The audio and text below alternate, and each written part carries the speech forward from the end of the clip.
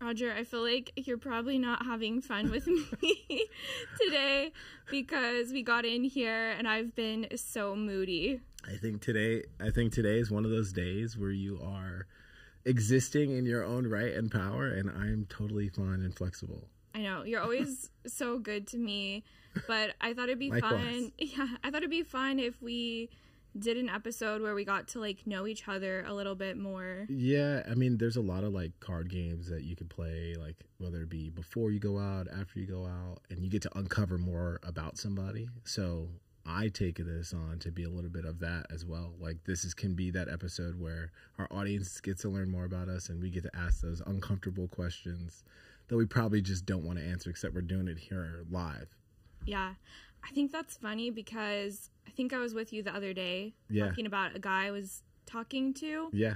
And you sent me a link to like an Amazon book. Yes. What is that book? The book is like, and to be honest with you, I don't know the name, but I do know you basically ask these assessment of questions or this variation of questions that lead you to decide whether or not this person is your perfect partner. And if they answer them all correct, it has typically worked to be like 100% correct. Really? For like a successful marriage? For a successful marriage and or relationship. Yeah. Wow. Yeah. It's actually crazy. That's crazy. Okay, so like when you're looking for someone, what is like wifey vibes to you? So what does that mean?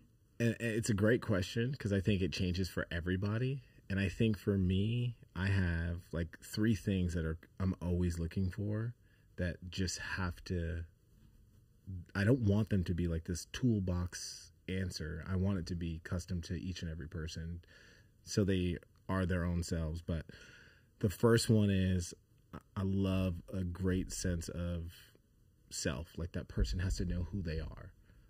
And I don't want them to be delivering that to me as I'm delivering who I am. And then we have this version of like, as my identity grows and changes, as I'm just going throughout life, they feel like they need to adapt to me. I don't want them to be a chameleon. Instead, I want them to be their own selves. You can be a reptile and shed skin, fine, and grow and become your own new person, but I don't want you to adapt to me and become me. That's never... Really? Yes. I don't want that. Okay, I want to hear the rest of this, but I find this interesting. Yeah. Because I feel like there are certain men that want their woman to be like a side piece. Not a side piece, but they don't... They want them to be like the Robin to their Batman. Yeah. Yes. Which in some ways, I guess it is hard to have 2 main characters, but I don't want to just be like on the sidelines of someone else's story. No, and I think for me, it's like, for example, high school. I went to an all-boys school for high school. And a lot of, I don't even want to say friends, but people I associated with, they would have what was like I forget the term that was loosely used, but it was not right. It was definitely a term that did not seem very well fitting, but it did match the way in which people's behavior was. And it was like this version of like a trophy wife. Right. Right? Like, I don't want that. I want a level of depth with whoever I'm with. I want you to have your own things you like. Have your moments where you're like, I don't want to be around you. I'm going to go do my own thing. That's me and you today. Yeah. Probably does not want to be around you don't bother me at all. Like, I love it. Like, you're very stern and powerful in who you are, but you're not mean. Like, I just think, I don't know how many people can handle certain types of personalities, and your personality is totally fine with me. Like, I don't mind it at all. So whoever can't, good God luck. Bless. Yeah, I'm sorry she hurt your feelings, but I'm sure she meant it in the nicest way. Yeah. But that's the first thing for me. Like, I want them to have a great sense of self.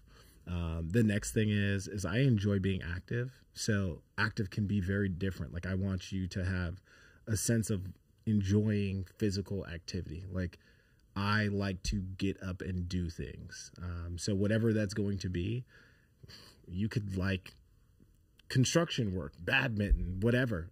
I want to make sure that she enjoys that to the highest regard, and we can enjoy that together, whatever that may be of her choosing. And then The last thing is one that I've really struggled with because I don't know if I've always delivered it back the same way that I want it.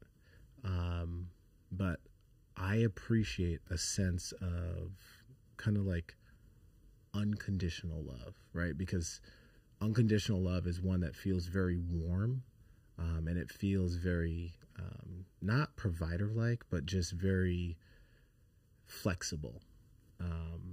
But sometimes I think when we want that, it's asking something of someone that's not fair, because unfortunately relationships are conditional and they do come with conditions. And if you're not meeting certain conditions, then it can end. Right. So it's almost like an odd understanding where you have to be accepting of that, where you say, okay, maybe it's not the forever relationship, and what I want is this form of unconditional love, but maybe I should change that outlook to say, I'm going to love you so unconditionally that you feel a great sense of not even like providing financially, but just a great sense of stage and availability for you, that you would want to give me that same thing back. And it still can be conditional and have its level of boundary to it as well at the same time. I love that you said that, because I have a hard time looking at like unconditional versus conditional love. Yes, it's hard. Because we all want unconditional love. Absolutely. And then we've talked to people about this, you and I, and, you know, love does have conditions, but maybe it doesn't when you're loving someone fully with your whole heart. Yes. And just emitting love. Yes. That is, the love that you're giving away is the love that you're going to get back in return, hopefully. And then it becomes like a power thing when you're trying to demand that from someone, to say, I want you to give me unconditional love. Instead, it starts with you. And you have to give that unconditional love, and then that person will give it back. And as I just said, like, I've had trouble with that. Like, I had a level of expectation from other people where that's not right. But you learn through practice. You learn through making a mistake. You learn through not doing it correctly when you want it, right? Like, what's that saying? You know what you know, or you don't know what you don't know. Right. Right? Like, it's like you're going to learn, and you have to learn somehow. Yeah. So that's my answer. What is yours? Like, well, first of all, I can't even remember what the question was, because that's how ADHD I am. But like, I do have to say, like, thinking about some of your answers to that question, like just in regards to like the trophy wife and like conditional love. The question is, what do you look for in a partner, right? Like, yeah. What are your things that you look for in a partner? Like, for me, it would be like, I think first and foremost, laughter. Love that. Which sounds really funny, but I know that when I find someone and I'm just like uncontrollably like laughing and feeling like a little schoolgirl. That's sweet. That's what I want, is I want laughter. I feel be able like to enjoy yourself. Yeah. Just like Cass needs to laugh.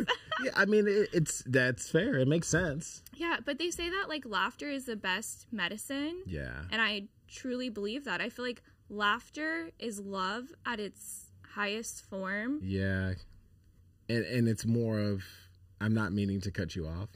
I'm more or less just, I'm kind of like looking off in the distance, because it's one of those moments where every time you think about laughing with someone, it's kind of like the happiest, most cheekiest moment you have with that person.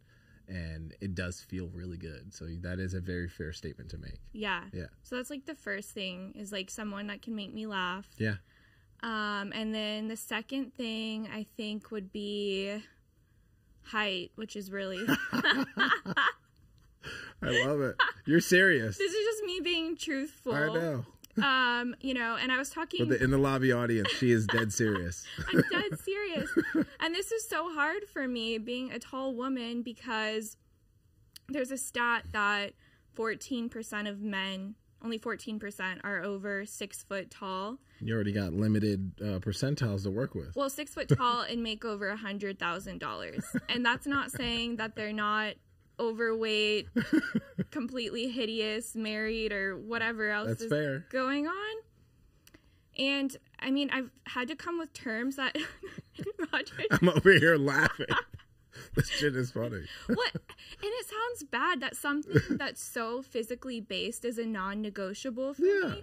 But I have a really hard time being attracted to short guys. I mean, there's also something to it. Like, to be very fair in your answer, you are tall. Yeah. Like, you are very tall. Yeah. So I can only imagine that feeling. It's fair. Like, you're not saying something that, if you were not in a position where you're darn near 6 foot, right? Like, yeah. Well, that's the other thing, though, too, is because I think my third one is, like, safety. Yeah.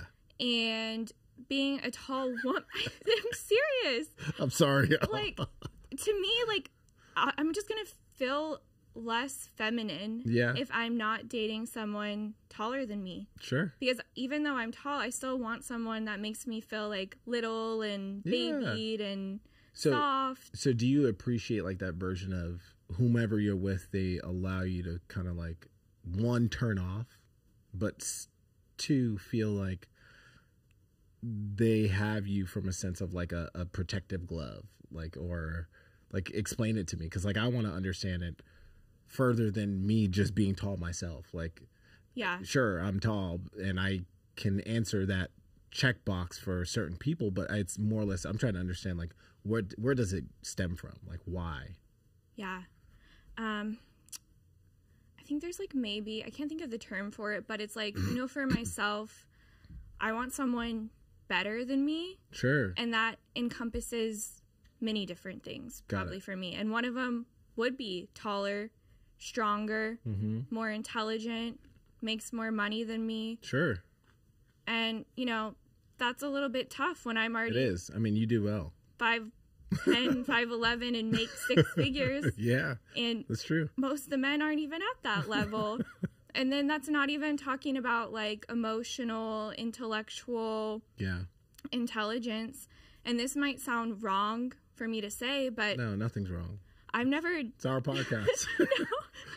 Really, that girl Cass, she's so full of herself. But I've never doubted my own, like, intelligence.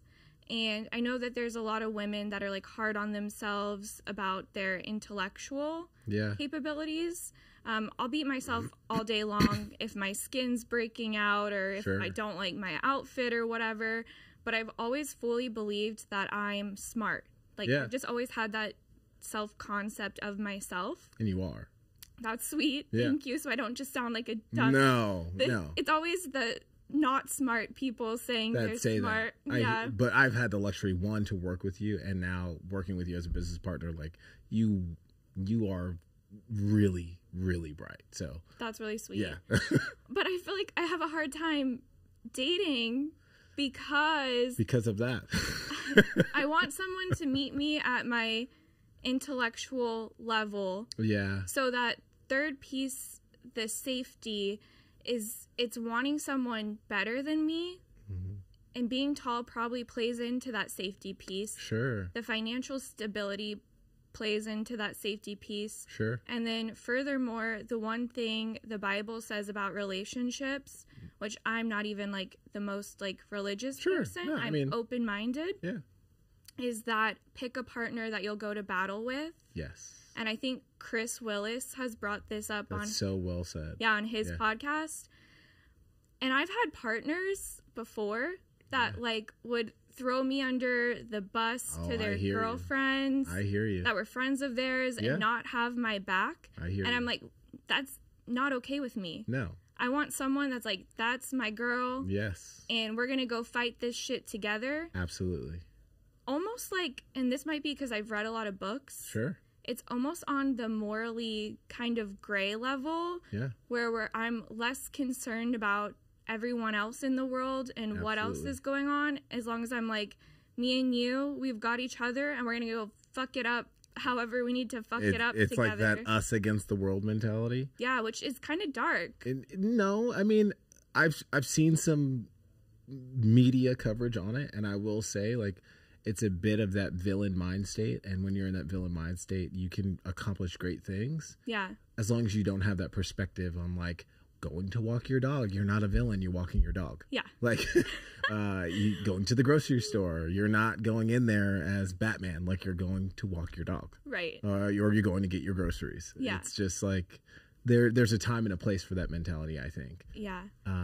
But I love it. I really do. And I think it brings on so many more questions that I'd probably ask. But for me, I would say it resonates with something of definitely that locker room theory, like keeping your relationship in-house. Like if your relationship is exposed to everybody, there's versions of forgiveness that may come from you to your partner, but once you expose other people to it, they don't forgive the same way. And like you can find yourself in a position of regretting opening up to certain people because they're not going to receive that same experience the same way.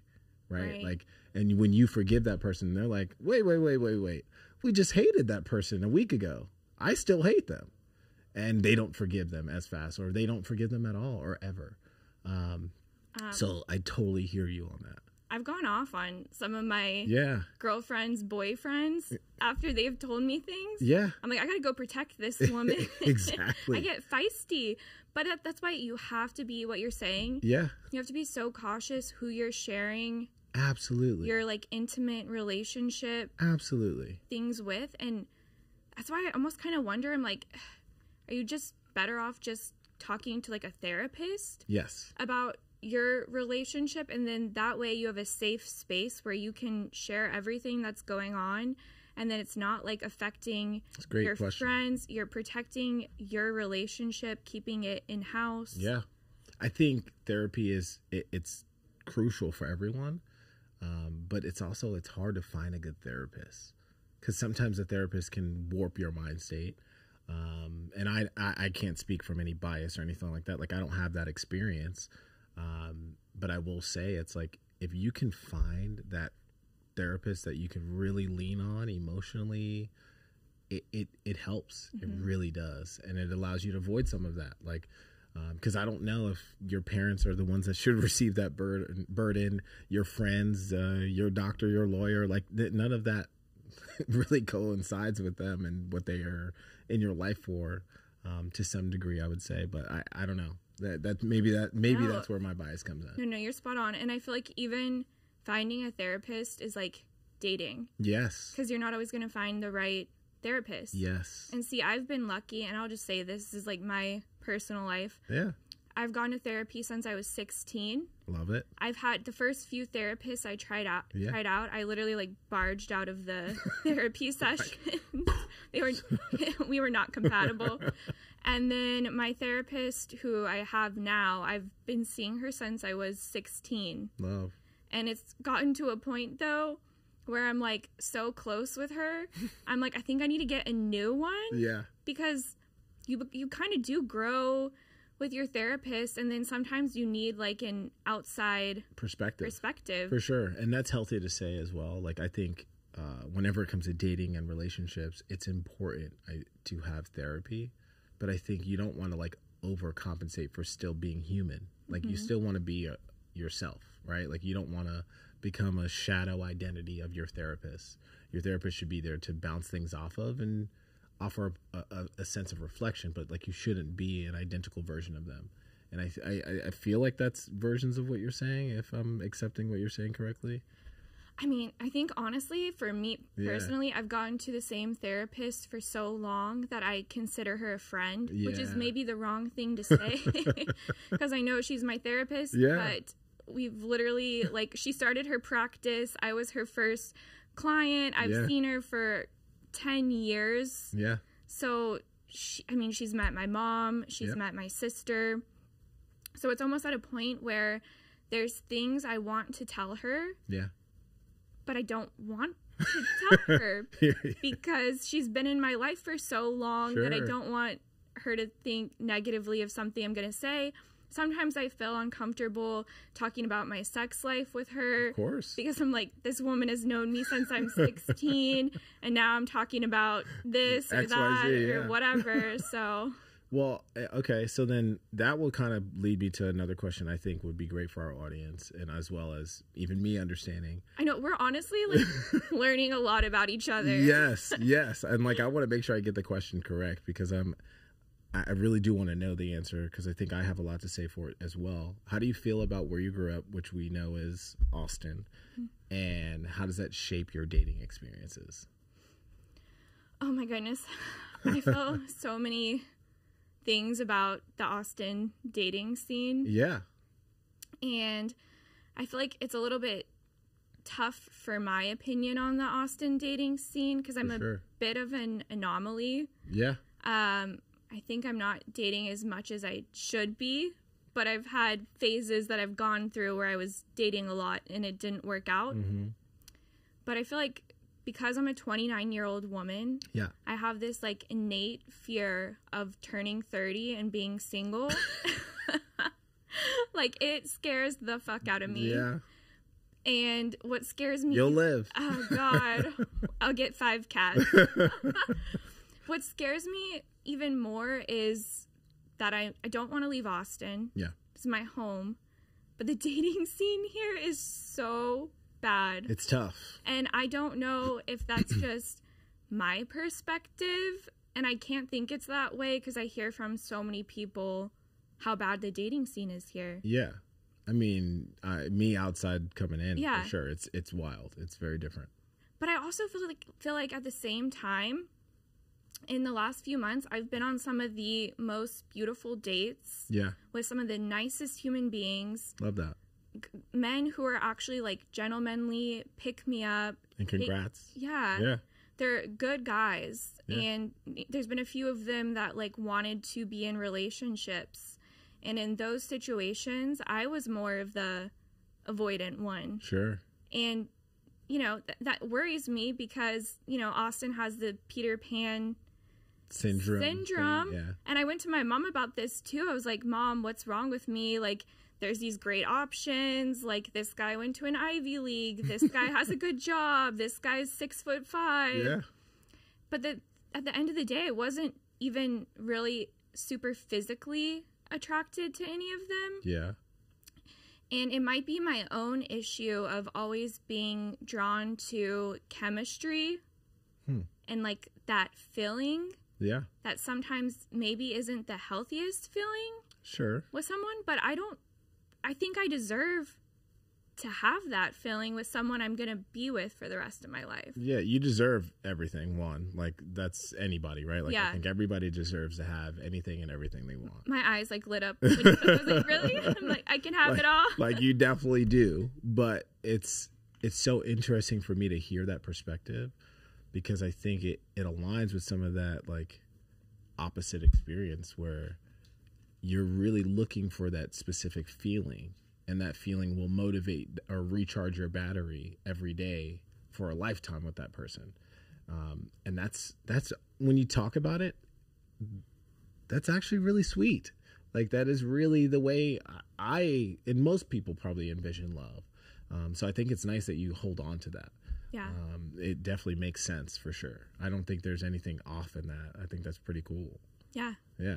I mean, your body tells you when you like someone. Yeah. I'm not even talking about like in a weird sexual way. Like, like I'm like giggling, like I'm dressing nicer if I'm going to be around them. Like, your body will tell you if you should or should not be around somebody. Yeah. Yes. What about you? Like the Austin dating scene? Yeah, I think it's been very interesting for me. Like, and I think I know I've said it in another episode that it's been a version of like a stomping ground, but also like a place where I've learned and grown, which I love. I love that. Back in New York, I had very different experiences, and as I went to an all-boys school for high school, so like there wasn't the same exposure or the same timeline of experience as some other people may be aligned with. But I will say my upbringing plays a lot into my comfortability, but it does not play a lot into maybe my selection, right? And I'll give that answer with some greater clarity of, I mean, the town I grew up in was like predominantly Irish Catholic. You're talking to one. Yeah, so it's like I grew up in a predominantly Caucasian area. So me being a product of my environment, that is what I've witnessed or seen or been around of the opposite sex, like growing from the same age as me to an adult. So I have comfortability there. Like there's a level of comfort of interaction and engagement that I have there. But that doesn't mean that I'm aligned with like that's all that I'm attracted to or like. I've dated other races and other people, and I think it plays a part in like where I grew up plays a part into my experiences of like in Austin, there's maybe 20 black guys, right? Like there's not a lot. And I think some people have a very different experience than maybe me because I just have a sense of, hey, like I grew up around this, like those indifferent numbers. Right. And it's sad to say that I can find comfort in that, but also it's a bit of a superpower. Like I'm like, yeah, it's fine. Like I'm going to go about my business and operate my very normal self. And if I find someone that I'm attracted to, hey, let's have a conversation. But that doesn't dictate the idea to say, oh, I only like one specific type of person, because that's just not true. Yeah. And I know we've covered that on another episode as well, where if there was a different environment, you know, like there's different levels of engagement that you could have with other people. So it's just affected my dating to where I find comfortability in some uncomfortable environments. Right. And I think Austin is a very uncomfortable dating environment. It is. Yeah. I don't even feel like it's that diverse. It's not. So that's like, where kind of vanilla cupcake dating scene. Exactly. It's like, so it can't be like New York, like the melting pot. It's like, here's another vanilla cupcake cast, and here's a blonde, and here's Chad, and literally. So you get yourself to this point where if you really don't know who you are, sometimes people's experiences with you in that segment can shape you. But it's like, I'm very comfortable in who I am. I know exactly who I am, and whether I date one person versus another, that's not going to determine how I feel about myself. Instead, it's my environment. That's just what you have exposure to or option with. Yeah. Do you have like a physical type that you're attracted to? Like, do you like blondes or brunettes? Like, obviously one's better than the other. Yeah. I'm not going to say anything. I think for me, I'm very open to either, but even all the way down to body type, I'm open to that as well. It's more of, I have to be able to communicate with somebody. Like I have to be able to know that they know who they are, and like almost the going to battle thing you brought up. Like if I'm going to battle with you, I need to know like, hey, we can disagree about a topic yesterday, but that doesn't determine our tomorrow. Right. Or I can have great depth with you on a conversation and we can disagree, and then the next day or the next hour go into something else and have fun. I just have to be able to connect with somebody. And if I can't connect, disconnect, and reconnect, yeah, like we're going to have a problem. And it doesn't matter what you look like. Like you could be a supermodel and I will lose interest like that. Yeah. Yeah. Those are my questions at the moment. I want to see, do you have any questions that you want to learn more about? From you? Yeah. I just asked you, like, you have a physical type. Okay, but, so then, okay. But, I mean... I'll ask you one then. Okay. What are your faults, and where have you gone wrong in prior relationships? Oh, shit. Well, Audra, you're probably experiencing my faults all the time. Kind of a know-it-all. Okay. You know? But I also feel like, you know, the way I treat you as my work husband is a little bit different than how I treat people in relationships. Touche. So, okay, I guess you're asking, like, my biggest fault? Yeah, like, what were your faults in prior relationships? Okay. Or ones that you feel like you've healed from? How about that? God. I mean, it's about dating, so I feel like my biggest fault in my relationship, the first one was not walking away when I should have. I hear. And I can connect with that one. Two pieces of this. So the first one is I didn't walk away when I should have, and what happened in that situation is my ex put his friends above my sister. Ooh. And they were bullying my sister. Not funny. And my sister is like probably one of the first loves of my life. Yeah. And so sorry, sis. I know. No, I had her back. Yeah. You know? Of course. But that was a sign for me that in this relationship, this man is not going to protect me. He's not going to protect my family. And if he's going to let his friends dictate some of that. Dictate and not stand up for someone that I consider to be his sister as well. Yeah. That was I should have walked away then. Huge red flag. And I didn't. Yeah. And then the second piece, and this is my own fault, is I can do this. I was probably doing this earlier today with you. Sure. Is I can be very demeaning. Yeah. And I feel like where that came from in my previous relationship, and it makes me really sad. Yeah. Because I'm such a lover girl. Yeah, I mean, you are so sweet. I really am. Yeah. Like, when I love someone, I pour into them so much, and I'm almost like fucking Harley Quinn. Like, I'll go That's jump. funny. I'll go jump into the. This is funny. I'll jump off a cliff for someone if I love them. I'm like delusional on that level, but that's sweet. That's really sweet. I was like a little bit demeaning with my ex because there was a point where he didn't have a job. Yeah. I was working my corporate job. I was also working at Nordstrom. Yeah. He was basically living with me, had his own place, but was living with me, not helping me with rent. And this is, I'm not trying to like throw my is under the bus. I actually have a lot of respect and love for him still in my own ways. I asked a specific question, so you're answering the question. You speak highly of them in other lights, so that's fair. Yeah. But when I had to take on this like provider role and I'm going to work, I'm working 2 jobs, I'm driving us in my car everywhere. Dang. You're not fucking me. You're not communicating with me. I just started being really demeaning to him. Sure. And it makes me sad because I'm sure that was very emasculating. Oh, yeah. And I never wanted to do that to my partner. Mm-hmm. And I don't even know how it got to that point. Yeah, I mean, I think so. You bring up a great point of like life was happening to that man. Yeah. In a way that he was doing probably his very best to keep up with. Right. And Oh, okay. So okay. See, this is I good. I need to give you more clarity on this too. Because this person, my previous person I was in a relationship with, I believed in him fully. Yeah. Like I said, I would jump off a cliff. I loved him so much. And I'm not going to date someone I think is not intelligent or not capable of things.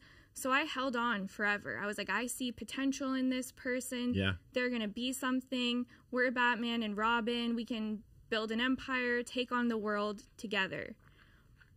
So that's what I originally believed. Got it. But after a while where I'm doing all this work on myself, going to my job, having a second income, and he's sitting on the couch every day and then spending his money on alcohol, going out, partying with friends. Yeah. And if he was trying to do something with his time, that would have been everything to me. For sure. Like, oh, I did this. I'm working on this. Don't worry, baby. I've got us. We're going to get there. Yeah. That's not what was happening. Yeah. He was out partying with his friends, drinking, finding new girlfriends, doing different Snapchat, things.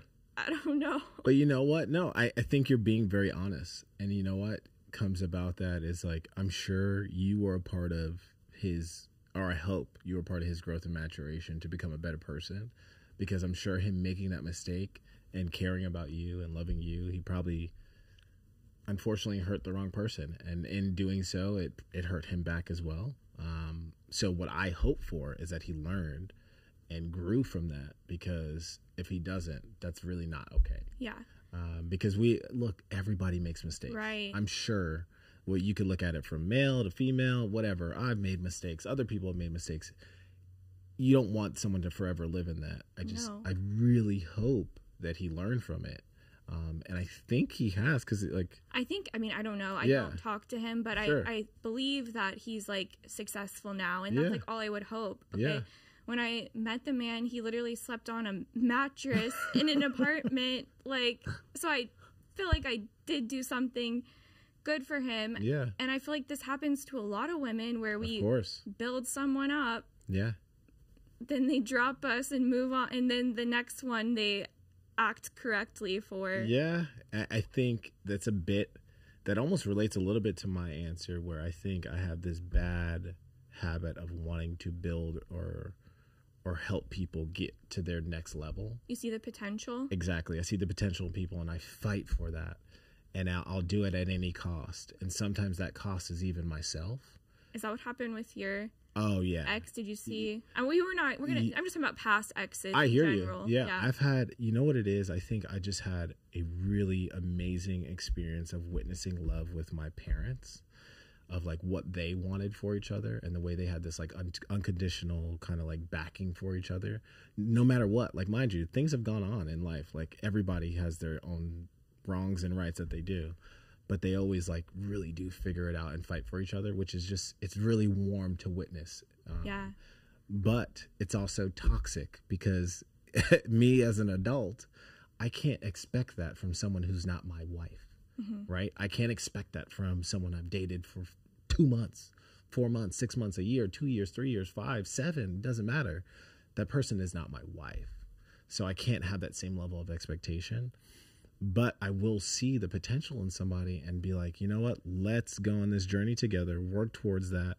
And then I'm putting aside all these other things that I may need, and I'm hurting myself. And then as I'm hurting myself, I can potentially act on that hurt, right? And while it all comes from a good place, it's never okay. Yeah. Like, because I'm still hurting myself. Does your anger like build? No, I'm not an angry guy. You don't get angry? I'm just talking about when this is like happening in those situations. Yeah. What happens if these needs aren't being met? Does it just build and build, or yeah, I'll either act out, right? Like this is a fault of mine. I've acted out when I did need something, which was not fair, not right. Take full accountability for that. But I will say it's probably like, what is the feeling? Like, to give you an answer, I'm like, I almost feel like the kid in like an empty room, and I'm like this, like, all right, so I'm hurting myself now. You know, I realize it. And then when I realize it, I'm like, so what are we going to do? And I do nothing. And that's like, it's not okay. It's still bad. But I will say there are some people that I've met in my life that really have done amazing works on just like helping me reach new heights of myself, and as well as they're doing it for themselves. And it's those people that I feel really bad if I've ever hurt them. Because as you go on in life, you just want to be the best possible person you can be, but you have to make mistakes. And unfortunately, that comes at a cost of hurting maybe a person, place, or thing. And I really, really, my heart goes out to those moments that I may have ever caused for anyone else. But I'm forever on that path to try to be better. And that's probably my biggest fault, like, of just seeing the potential in someone and wanting to work towards it. Yeah. And doing it at any means necessary. And then maybe another, I think I have another fault too. Yeah. Like, I have this form of like holding on for people for too long. Like, I think you had said something like that, like not leaving when you should. Yeah. You're like, I'll know when the right time is to leave, and then I won't leave. And that's so unhealthy. It's so bad. So, I mean, if you're with anyone for like kind of a set amount of time, it's so hard to walk away. Yeah. And you're like, no, like, I'm committed to that journey. Like, I want to do this with you. And it's not good. Yeah. Because that's where it's like, then the egg goes from them it being on their face to then on your face. Cause like, you should have left. And then you're like, no, well, this and this happened. Okay. Well, you decided to stay. Yeah. And then it becomes like this game of back and forth, and it's unfair and unhealthy to everybody. Yeah. Yeah. I think you've done the same game I've done before, where you like break up, get back together, break up. I've actually had people do that to me. Okay. Yeah. And I'm the one where I'm like, I'll still fight. I'm like, no, I'll stay. Like, and then it becomes toxic, right? Yeah. It becomes unhealthy. Ooh. It's hard. Not good. It's hard to walk away. But I do think one thing that you're saying is really interesting when you're saying that you see the potential in people. Yeah. I think there's a piece of that, though, that encompasses what love is. Oh, yeah. Because, like, when you're choosing to love someone, it's like you're choosing to see something so deeply within them that almost no one else is seeing. Yeah, I mean, you're going past that conditional state, right? Like, right. And I think what I've grown to understand is that love is a contract. And I'm looking for that, or not anymore, but at a certain time, you're looking for that moment to have a contractual agreement of like, hey, we're going to go through thick and thin on this. Yeah. But the reality is that some relationships that you have and experience are conditional. Yeah. There are people that are married in conditional marriages, and they know that. Yeah. And the sooner you know it and become comfortable with it, oh, now you've just won the game. Like, you can operate a little bit more freely because you understand that person. You understand what you're actually set in. Versus if you're like, one person is in la la land saying like, no, this is unconditional love, and the other person's like, no, I'm conditionally invested in this. Like, if you don't show up in XYZ way, like, I'm done. I think that's something that like you got to find out first. Like, is this a conditional or unconditional love? Yeah. Yeah. It's interesting. Right? Yeah. I'm just even thinking about like the guys that I like get interested in. Like, what type of love are they focused on? Yeah. Conditional or unconditional? Well, because you said you went to an all boys school. Oh, yeah. Yeah. Which, like, that's interesting to me because that was like high school. Yeah, high school. So because I want to touch on this trophy wife stuff. Oh, yeah. Because I'm all about the bring back the Pilates wife movement. I love that. But before I talk about that, like, I want to understand, going to an all boys school, I feel like your perception of dating has to be a little bit different from it's skewed for sure. That, yeah. Because at some point, like, remember, there's a version of like I think a lot of people are trying to impress other people rather than find someone that actually was settling for them. But it also did generate you to learn that lesson a lot sooner rather than later. Because I think there's a lot of people that suffer in the city under that Peter Pan syndrome where they're learning that lesson at 45, 50, and where it's like, hey, stop focusing on this and look at what you're really investing your time into. And it allows you to, when you learn that lesson sooner, it allows you to really like focus on finding different types of people and looking for different things. I think that's where it helped me. But for sure, the trophy wife thing was like, people were doing it for masculinity purposes rather than love sometimes. Right. Yeah. Interesting. Yeah. Well, can you pause? I've got to use the bathroom. Okay, I do too.